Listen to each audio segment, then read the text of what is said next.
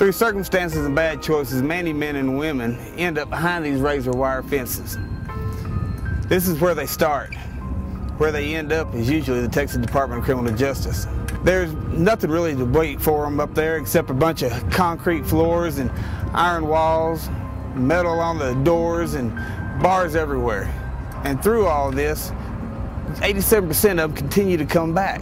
There's no rehabilitation in prison, not nothing to speak of, but yet they continue to come back into this kind of lifestyle. We at Freedom House Discipleship want to help these men. We want to help them get their life back on track. We want to disciple them in the Word of God, help them get a job, teach them to be priests of their home. Through this program, these men will become assets of the community, not the problem any longer. These men are not just mere numbers. They are our family. They are children of God. They are our friends, and they deserve a second chance. Will you do your part to help? My name is Todd Siri, and I'm from Temple, Texas. And all through my life, I've been outside of the law and running from the Lord.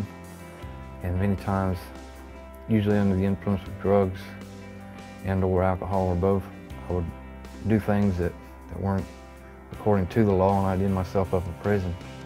I've done several years in prison, but one good thing about prison was when I got there, I was able to find Jesus, you know, and at first it's scary in prison, especially back in the beginning of the 80s, but he protected me all through that, and I started doing Bible studies and reading scriptures, and numerous times in and out of prison and doing foolish things, I finally came to myself. The Lord was calling me, you know, you're getting older, and you have to do something with your life, and I believe He wants me to do something for Him. But anyway, this last time I kind of grew up a little bit, and I tried to contact several halfway houses upon getting out of prison because I wanted to have a place where, you know, where I'd have some freedom and stuff.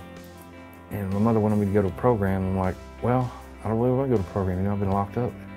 But anyway, I contacted the Freedom House in Odessa through Agape Ministries, and as it turns out, that's the only place that I ended up being able to go to. And I'm glad I did, because this is what I needed. I needed the structure and the discipline, you know, a little bit of freedom at a time. And mainly, the thing is getting a better relationship with our Lord, and they've really helped me considerably.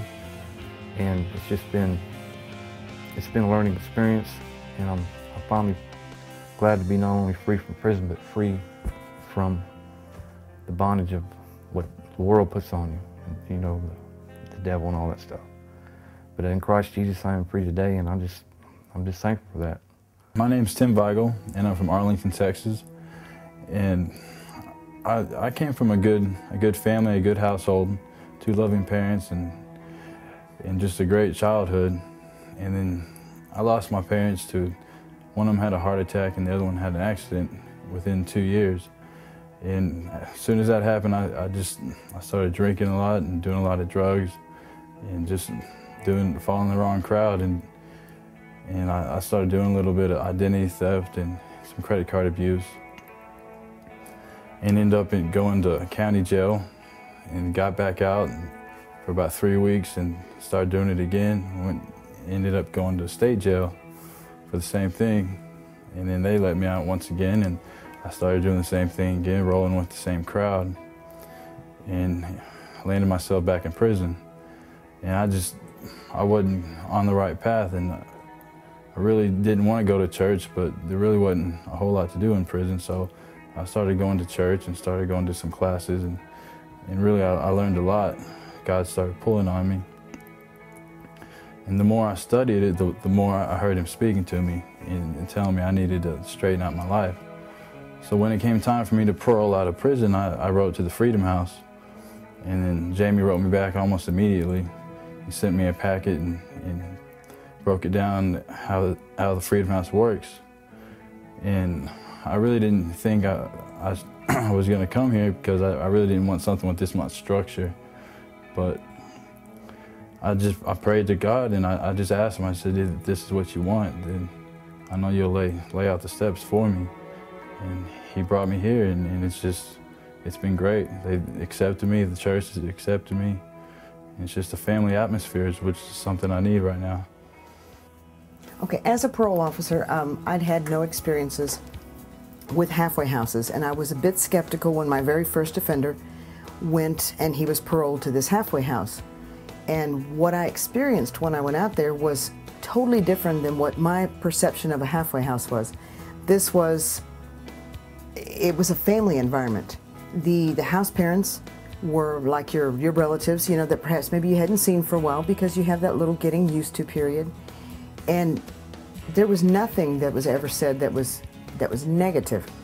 As a matter of fact, what I did see, I saw people kind of getting back into the swing of things. They were studying together, they were eating together, they watched television together. You know, they were given very simple rules as you're given when you're a teenager, which is very important because a lot of these guys get incarcerated when they are younger, and perhaps maybe they haven't been given a very good foundation. And that's what Freedom House represents to me, is that it starts trying to give these guys a foundation so that they get their feet firmly on the ground, so therefore they can make that transition back into the free world. It's a great environment. I've actually had 2 offenders who have left thinking that they knew better than everyone else did, and actually came back because they realized that they needed that foundation. Freedom House will give them that. It's a great program. Freedom House has been quite a program for Odessa, particularly for parole. We've been able to release a number of offenders there who probably would have had to have gone to contracted halfway houses in El Paso or elsewhere had it not been for that program. Very impressive thing about the Freedom House program is that those offenders who have stayed in the program have stayed out of trouble and have done well under supervision. We've had a few leave the program and decided not to stay, and each one of those offenders has ended up either absconding or becoming involved in new offense behavior resulting in arrest and violations. You can't argue with the facts or the evidence. If those offenders stay in that program out there, they do well. If they don't, they're back in trouble. Hard to argue with success. Doug Wright was the first graduate of Freedom House Discipleship. Doug graduated November 16th of 2006. He then went to work at Compressor Components, Inc. and has been there for approximately a year and a half. He is involved with the Dream Center in many ways and serves as one of the ushers. He is doing well and was recently blessed with the opportunity to fulfill his dream of owning a Corvette. Denton Taylor was the second graduate of Freedom House Discipleship. Denton graduated December 5th, 2006. Denton now has his own business as a handyman contractor. Denton and his wife Marcy have been reunited in more ways than one. Denton has proven to Marcy that he is the priest of his home. They are paying off debts and praising God for it all. Frederick Brown was the third graduate of Freedom House Discipleship. Frederick graduated April 24th, 2007. He went to work for Compressor Components, Inc. and has been there for approximately 9 months.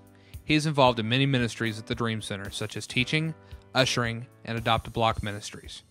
Fred was reunited with his wife Monica and 2 sons, Tevin and Jeremiah. He is showing Monica what it really means to be a man of God. Hi, I'm Chris Pipes, and I want to talk to you for a minute about the Freedom House. You know, when offenders get injected into the criminal justice system, even when they go all the way into prison, normally when they come out, they're just better criminals. The only way those people can truly find hope and to transform their lives is to change their hearts. And the Freedom House is one way that can happen by making sure they have a proper introduction and a union with Jesus Christ. And so I'm asking you to help the quality of life for these individuals and indirectly for the entire community by supporting the Freedom House, especially if you can do so financially. Thank you very much for your time.